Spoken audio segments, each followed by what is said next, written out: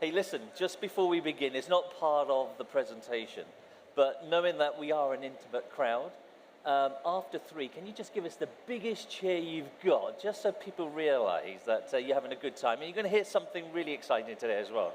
So after 3, 1, 2, 3, yay! Thank you very much, thank you. Okay, so I've got also a declaration to make. We follow Arsenal Football Club. My co-founder and I, we are the guys behind MIMO. MIMO stands for Most Important Moments. And we were at a match, and actually, it was 2.5 years ago that MIMO was born at a game at the Emirates Stadium. And so what we were observing, it's crazy, but what we were observing at the match was everybody before, during, and after are uploading content onto social media. Great, you know, the club's media departments are, they're getting all the followers and they're trying to create an awareness. Players are, fans are uploading content as well. And when we were looking at what was going on, we thought, well, all of that content are moments. Those moments are important because people recorded them and uploaded them. And those moments have value, yeah? But if I've captured a moment, you've captured a moment, Jerry, you've captured a moment. If you've got something that I want, how do I find out? And that's the basis of MIMO.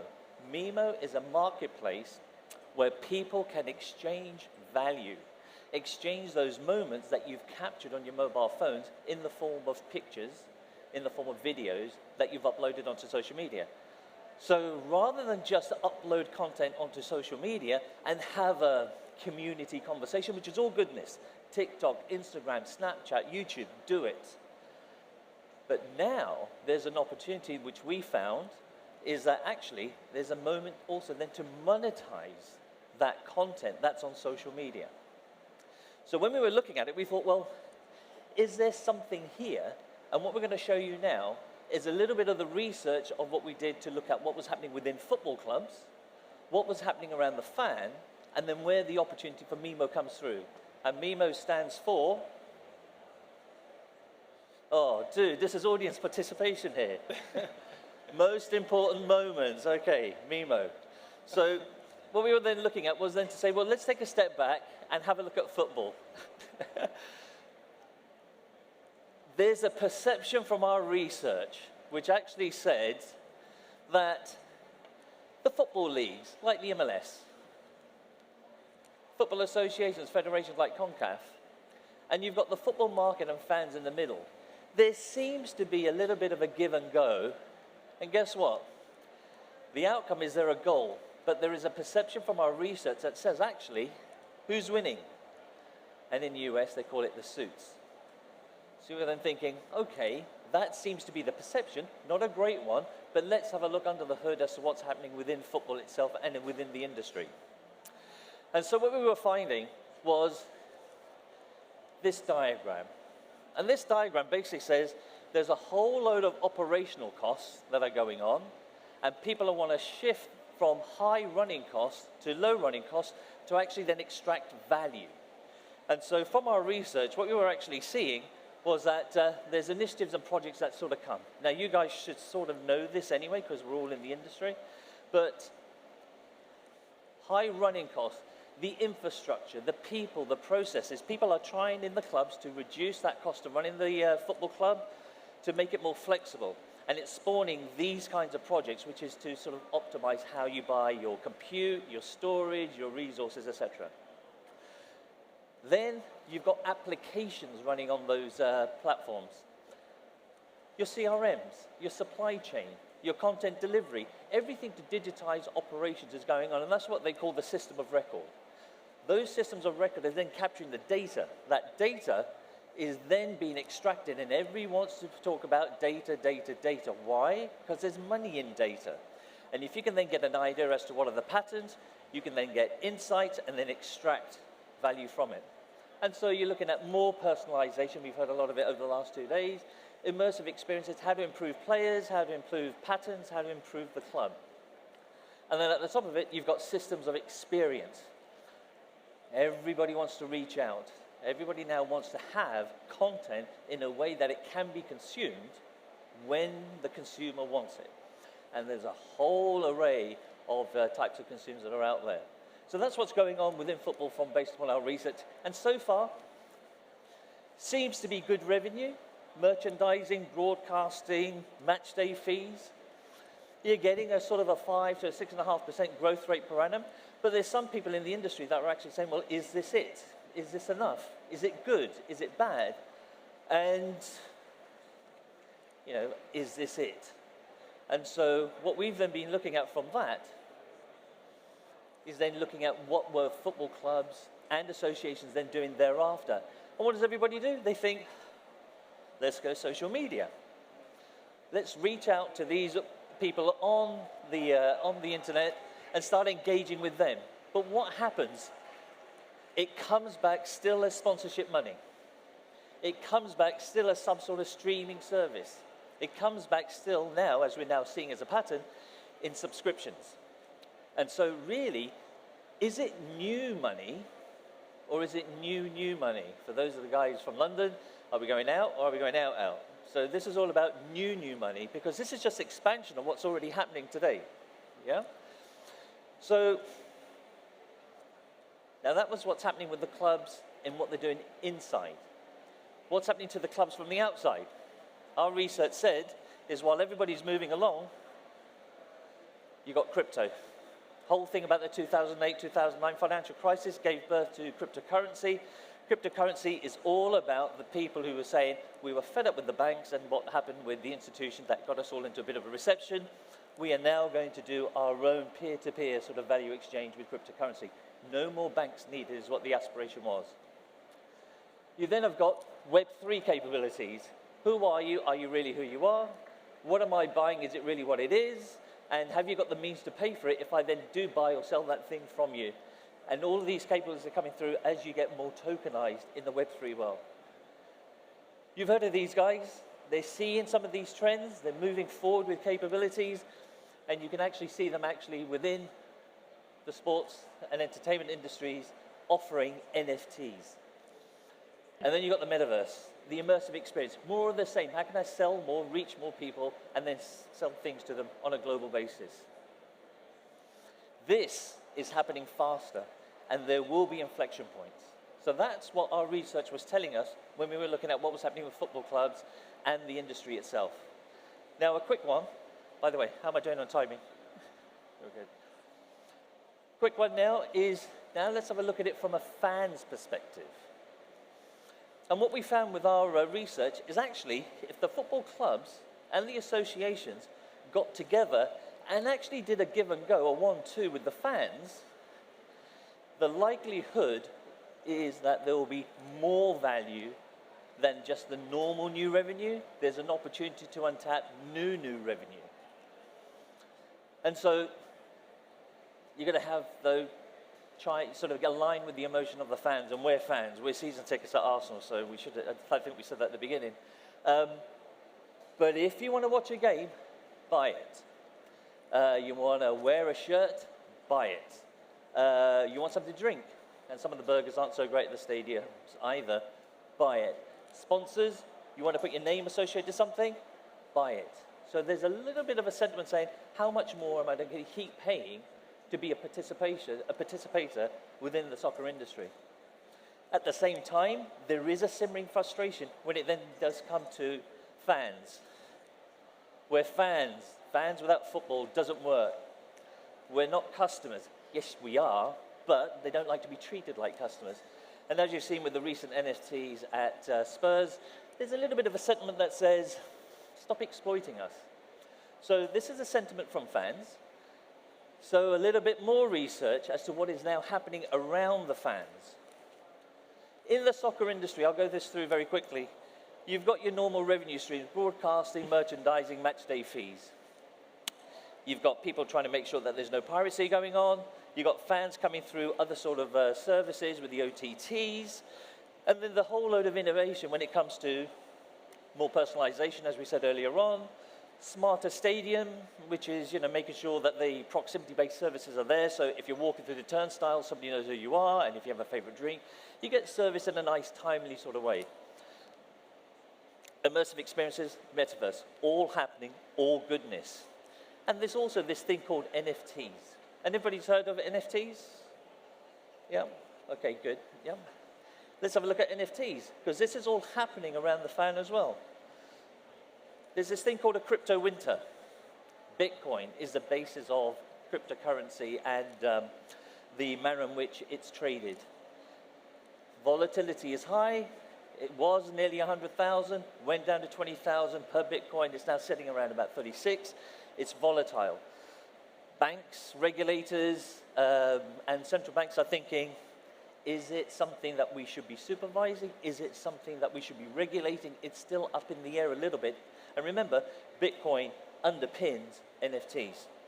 And then you've got CBDCs, central bank digital currencies. Bank of England, the Fed, the SEC, European Central Bank are all looking at digital currencies to make those dollars that we carry actually make them tokens in your wallet. So that's happening around the fan as well. Oops, let me just go back. Adoption, still pretty shallow and not very responsible, and knowing that ESG commitments are in play at the moment, there's a better way to making sure that you go on to a business model that generates new revenue. And then there's social media. What's happening? We as individuals want social currency. We want to participate in new ways of making money. We like bragging rights when we have something we want to show people. We all do that. And then at the same time, we've all got something that could be of value to somebody else. And that's where Web 2 comes in. This is what's happening with our fans today as well. You got 14.4 billion monthly active users on social media, generating 96 billion images on their phones, of which there are 6.64 billion around the world, every month, streaming 21 million hours worth of content. You know these platforms, we use them every day. They have shown that actually, if you've got a spare car, you can make some money from it. But we don't trust a random stranger with the car, we trust Uber. Taxi driver doesn't trust us, in case we don't pay for it, they trust Uber. So you've got these intermediaries that are making money from people who want to have a service and then actually consume a service. All of these companies have shown that there is value between the buy side and the sell side when you're trying to offer a service. Spotify, who would have thought a piracy place is now taking 70% of all revenue from content creators and then splits the 30% amongst all the ones that are being streamed. Nice business model. Is it fair? Don't know.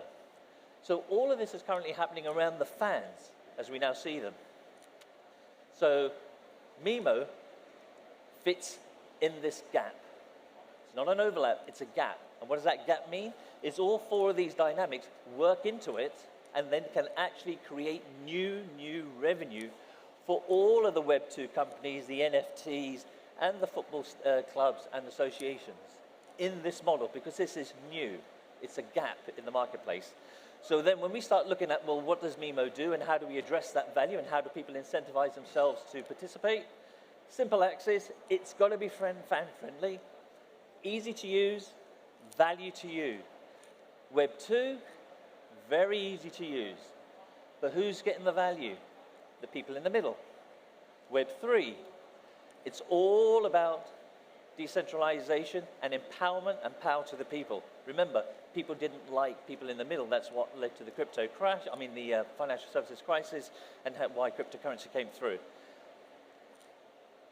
Despite there being a business model tension in between, because this is about the middle, this is about power at the edge, MIMO fits here.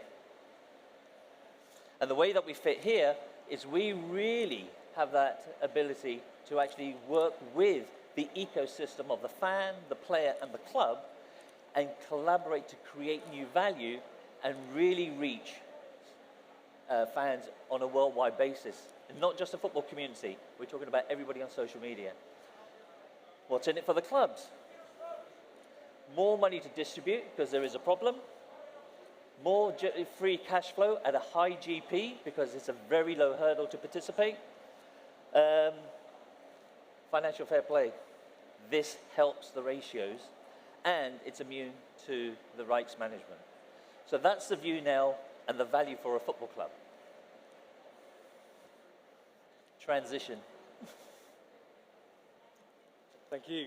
Thank you, Palm. Everyone hear me okay? Perfect. So now that we've had a good insight from an industry market perspective, let's take it more to a micro level. So from a club's perspective. So using Arsenal as an example, you can tell we're Arsenal fans here.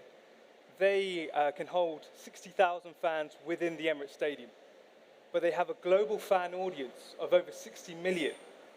And how do they leverage that digital audience? It's mainly through social media. So Arsenal alone, they have 42 million followers on Facebook, 28 million followers on Instagram, 22 million followers on Twitter. But the model by which fans engage with clubs through social media, it's one-dimensional. They're engaged as a passive audience behind a screen as opposed to being, engaged as a fan per se. And what I mean by passive audience, I mean that they're capped by likes, shares, and comments on content. That's it. They're not an active member of the fan community, because for me, what defines a fan is somebody who has passion. And passion is defined by somebody who has commitment. Commitment is defined by a sense of belonging. So then how do you create a sense of belonging with fans? Through ownership. So obviously you've got physical ownership of assets like shirts, you've got ownership of tickets, season tickets, but what about ownership in a digital world? And we're not talking about NFTs here. We're talking about something much, much simpler, whereby clubs can utilize their single largest global audience, and that's quite simply social media. So, as I said beforehand, clubs engage with fans. It's typically one-dimensional. They share content with fans, and that's typically met by value indicators, which are capped at likes, shares, and comments. Now, this is a digital community. It's one-dimensional. Whereas in the football ecosystem, in the football world, there are so many different stakeholders. You get inefficiencies as a result of just engaging as a community. Let's illustrate this through a couple of examples. Inefficiency number one. This is a fan photo captured of Kieran Trippier about to take a corner at a packed St. James's Park. And it was picked up by another fan page. Received over 97,000 likes for the single photo alone. Now, C.Rosa, as you can see, is credited here, was credited for the photo. But is that it? I mean, would this content hold value to Newcastle United? Would it hold value to other fans? 97,000 other people have expressed some kind of value or affinity to this. Would it hold value to create Kieran Trippier? This is valuable fan content. Inefficiency number two. Robbie, you might like this one, Arsenal. It's a video of Martin Odegaard gifting his shirt to an Arsenal fan at the end of a game. So I'll run it through here.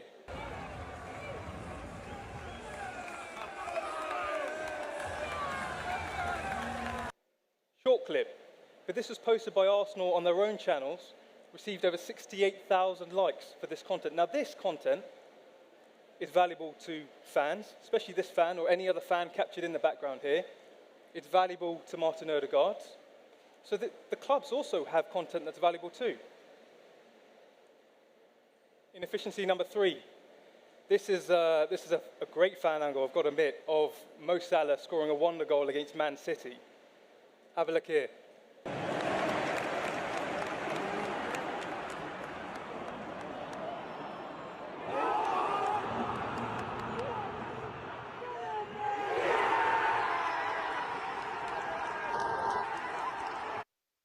Boo.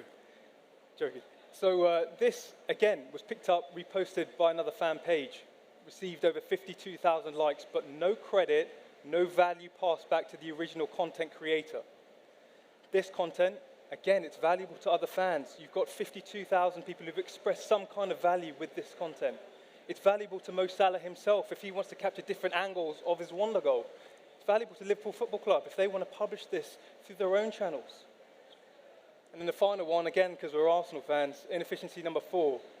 This is, again, a fan angle video of the Arsenal fans singing behind Zinchenko as he's about to throw in a ball from the touchline. And then we'll sing his chant.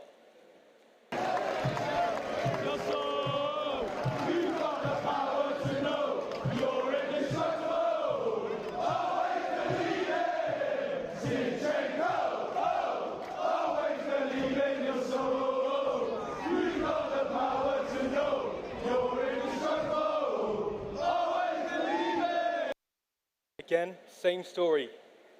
Reposted by another fan page, received over 107,000 views, but no credit or value passed back to the original content creator.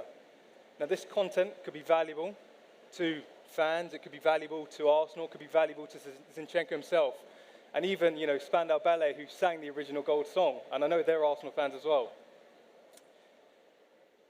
So, beforehand, I alluded to the club fan engagement through social media being one-dimensional and being a community as such. But what I think clubs ought to do is to create, instead of creating a digital community, create a digital ecosystem. And an ecosystem, by definition, is when all the organisms and all the mechanisms within an environment, they're interacting with one another. And that's when you get healthy growth within communities. So translating that in football terms, what we're looking to do with the model that we've identified is promote better club-to-fan engagement, better fan-to-club engagement, better fan-to-fan engagement, and better fan-to-player engagement, whereby the value metrics are not just capped at likes, shares, and comments of content. It's expanded to now being content ownership and cash itself. So, when you create a flourishing and a thriving ecosystem, that's when communities grow, that's when organisms grow. Again, translating it in football terms, that's when revenues grow, that's when fan bases grow, that's when fans become more engaged. And this is what we mean by unlocking new revenue. And our research suggests that we have good cause to do so. We've been researching and analyzing social media users. And we found that a lot of them are actually willing to sell content. 92%, in fact, are likely to sell the content that they've captured on their phone. Equally, a lot of people are willing to buy content, and that's important. 63% are likely to buy content captured by somebody else, and that metric, it shoots up to 89% if that content then features themselves. Now, the beauty of what we're creating here is that we can not only grow a fan base, but actually expand that and grow the industry itself through the network effect and the capabilities that we have with our technology. And that's mapped out and indicated by that final stat there. People, if they can sell content, if they can buy content, they're more likely to take more photos, more likely to take more videos. And again, that encourages better engagement. So, as we approach the end of the presentation, the question was, the give and go with fans, is it the answer for a more equitable, is it the answer for a more inclusive, is it the answer for a more sustainable growth across the sports industry? And we think, yes it is. So in terms of next steps for us, we're conducting a number of streams of activities. The first is that we are conducting a number of controlled pilots with interested users, and they can register their interest at www.mimo.trade. In parallel, we're also engaging fan clubs, we're engaging leagues, we're engaging clubs to identify how they can adopt the MIMO model to drive better engagement with their fans, to drive a growth in new revenue. And if anybody's interested, please do reach out to myself or Palm, or email at info@mimo.trade. Ladies and gentlemen, thank you very much.